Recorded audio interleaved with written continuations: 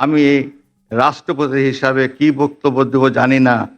কোথায় কোনো ভুল হয়ে গেলে আপনারা ক্ষমা করবেন। আজকের এই অনুষ্ঠানে বলতে গেলে প্রথমেই বলতে হয় যে আমি আসলে একেবারেই বিব্রতকর অবস্থায় ছিলাম। সত্য কথা বলতে, সম্মানিত প্রধান বিচারপতি, ওনার সঙ্গে তো দীর্ঘদিন পূর্বে থেকে পরিচয়। বঙ্গভবনে গেছেন, দেখা হয়েছে। আমাকে কয়েকবার উনি বললেন যে আপনাকে বাংলাদেশ সুপ্রিম কোর্ট দিবস 2023 18 তারিখে আপনাকে আমরা চাই। আমি অত্যন্ত বিনম্রভাবে বলেছি, দেখি, দেখা যাক। উনি বললেন না, আপনাকে চাই। আরেকবার দেখা হলো, আমি বললাম যে আচ্ছা ঠিক আছে, চেষ্টা করব। আসলে কি মন চাচ্ছিল না। মন চাচ্ছিল না এই কারণে যে আমি তো রাষ্ট্রপতি ঠিকই, কিন্তু দুদিন আগেই তো আমি এই সুপ্রিম কোর্টের এই বারান্দায় দৌড়াদৌড়ি করেছি গাউন হাতে করে। একজন আবার সেখানে আমি যাব রাষ্ট্রপতি হিসাবে, এই দিবসে আমি প্রধান অতিথি হয়ে। সত্য কথা বলতে কি একটা ইনফেরিয়রিটি কমপ্লেক্স মনের মধ্যে জাগছিল। কিন্তু কদিন আগেরই তো কথা। আমার যেখানে অস্তিত্ব এইরকম, সেই জ্ঞানী গুণীদের সমাগম যেখানে হবে, যাদের চেম্বারে আমি দৌড়িয়েছি কেস নিয়ে, এখানে উপস্থিত আছেন ব্যারিস্টার আমিরুল ইসলাম সাহেব, তার কাছে দৌড়িয়েছে তার চেম্বারে, এই মামলাটি কেমন করে নেব, কি বলবো কোর্টে, একটু আমাকে বলে দেন না। যখন আইনজীবী ছিলেন জনাব শামসুল চৌধুরী মানিক সাহেব, ওনার চেম্বারেও দৌড়িয়েছি। রকুনুদ্দিন মাহমুদ সাহেবের চেম্বারে গেছি। অনেকের চেম্বারে দৌড়িয়ে বেড়াই মামলা হাতে করে নিয়ে, যে এই মামলা কিভাবে আদালতে উপস্থাপন করব।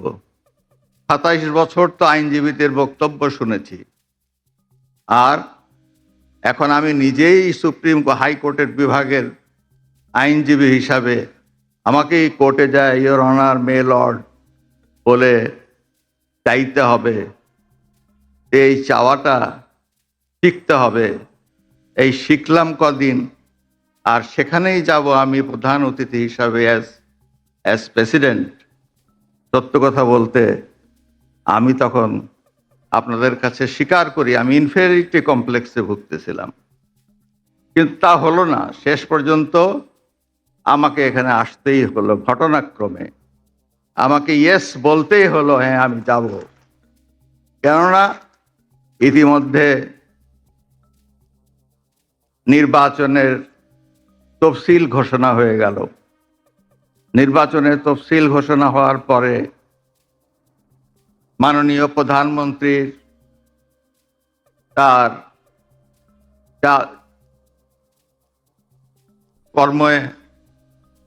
কর্মপদ্ধতিতে কিছুটা সীমারেখা চলে আসে। আমি ভেবেছিলাম যে গতবার যখন মাননীয় প্রধানমন্ত্রী এখানে বিশেষ অতিথি হিসাবে এসেছিলেন, প্রধান অতিথি হিসাবে এসেছিলেন, এবার তিনিই আসবেন শেষ পর্যন্ত। আমি না বলতে বলতে হয়তো মাননীয় প্রধান বিচারপতি তাকে অনুরোধ করবেন, তিনি আসবেন। কিন্তু রাজনৈতিক সীমাবদ্ধতার কারণে তিনি আসতে পারেন নাই, বা তার আসার মতো সুযোগ ছিল না। শেষ পর্যন্ত এটা আমার ঘাড়েই এসে পড়ল। আমি আপনাদের মাঝে এসে উপস্থিত হলাম। আপনারা ক্ষমা করবেন। আপনারা সকলেই জ্ঞান গর্ভ। আপনাদের সামনে আমি রাষ্ট্রপতি হিসাবে কি বক্তব্য দেব জানি না। কোথায় কোনো ভুল হয়ে গেলে আপনারা ক্ষমা করবেন। আমি আপনাদের কাছে ক্ষমা প্রার্থী। আমি যখন শপথ গ্রহণ করি তখন আমাকে বলতে হয়েছে যে আমি সংবিধানের রক্ষণ, সমর্থন ও নিরাপত্তা বিধান করিব। এটা অঙ্গীকার। আমি অঙ্গীকার করেছি যে আমি রাগ, অনুরাগ বা বিরাগের বশবর্তী না হইয়া সকলের প্রতি আমি আইন অনুযায়ী সমান আচরণ করিব এবং এই রাষ্ট্রপতি হিসাবে সংবিধানের সকল মর্ম কথা আমাকে পালন করতে হবে। আমি সকল রাজনীতির ঊর্ধ্বে, কিন্তু সকল রাজনীতির ঊর্ধ্বে কখন? শপথ নেওয়ার পরে। শপথ নেওয়ার আগে আমার রাজনীতির ভিত্তি যা ছিল তা তো আমি অস্বীকার করতে পারি না। এটা অসম্ভব, এটা হৃদয়ের মধ্যে আছে, এটা অস্বীকার করা যাবে না।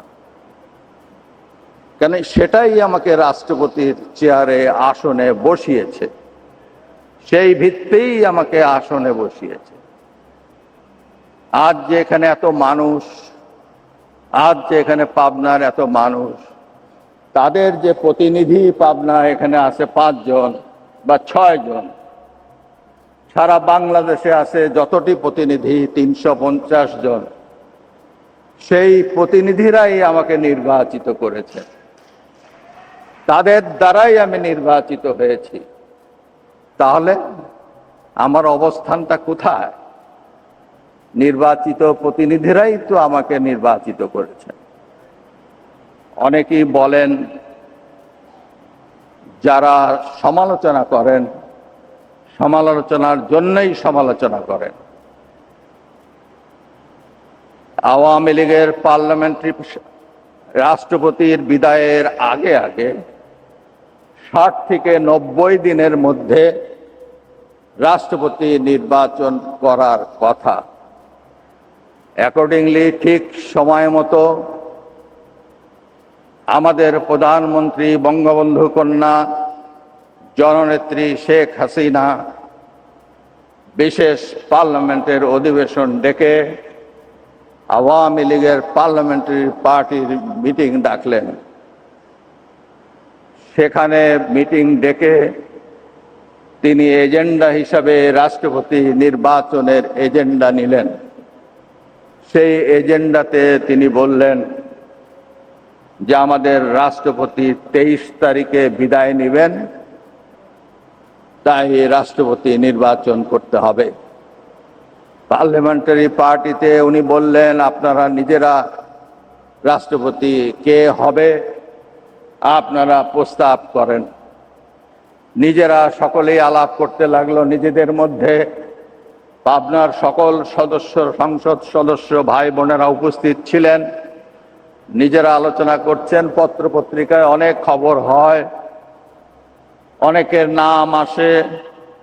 আমি একজন সাধারণ পাঠক হিসাবে আমি পত্রিকা খুব বেশি পড়ি, আমি একটু দেখি, আমার এখানে কোনো উৎসাহ নাই। আমি একজন পাঠক, পত্রিকা পড়ি, নাম দেখি, যোগ্যতার বিচারে দেখি। আমি অনেক কি মনে করি, এ হতে পারে, এ হতে পারে, এ হতে পারে। হোক না কেন, আমার এখানে কি? আমি তো খালি একটু ভাবি, কিছুই ভাবি না। আমি বলি কেউ হবে, নেত্রী করবে। পার্লামেন্টারি পার্টি মিটিং হলো, সকলেই সবাই অংশগ্রহণ করলো। নিজেরা নিজেরা কি আলাপ করলো আমি জানি না। পরে শুনি, রাতের বেলা শুনি, নিউজে শুনি যে সকলে লিডার অব দি হাউস এর উপর দায়িত্ব অর্পণ করেছে। লিডার অব দি হাউস অর্থাৎ প্রধানমন্ত্রী, তার উপর দায়িত্ব অর্পণ করেছে আগামী প্রেসিডেন্ট নির্বাচনের জন্য। এভাবে সভা শেষ হয়ে যায়। এরপর আর কোনো খবর নাই, সব চুপচাপ। নীরব নীরব, পত্রিকায় কোনো স্পেকুলেশন নাই, কেউ কিছু বলে না, কেউ কিছু জানে না। আমিও রোজ কাগজ পড়ি, এরপর আর কাগজ পড়া বন্ধ করে দিলাম, যে কিছু তো আর নিউজ তো দেখি না। এরপরে হঠাৎ করে অল অন এ সাডেন এই পাবনার এই সন্তানের মাথায় এই দায়িত্বটা পড়বে, এ তো আমার কল্পনার বাইরে। দায়িত্ব আমার কাঁধে আসলো, আমি তো কিংকর্তব্য বিমূঢ়। যাই হোক, আর এটা বলার অপেক্ষা রাখে না। যেটা হয়ে গেছে তার রূপটা আপনারা দেখতে পাচ্ছেন, আপনাদের সামনে উপস্থিত।